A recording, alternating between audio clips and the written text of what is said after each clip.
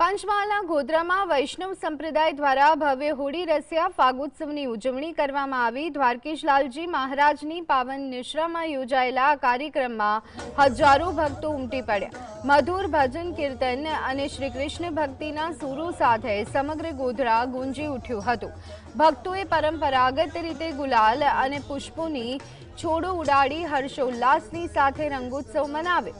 આ ધાર્મિક ઉત્સવમાં બાળકોથી લઈ અને વડીલો સુધીના તમામ લોકો ભક્તિ રસમાં તરબોળ થયા હતા।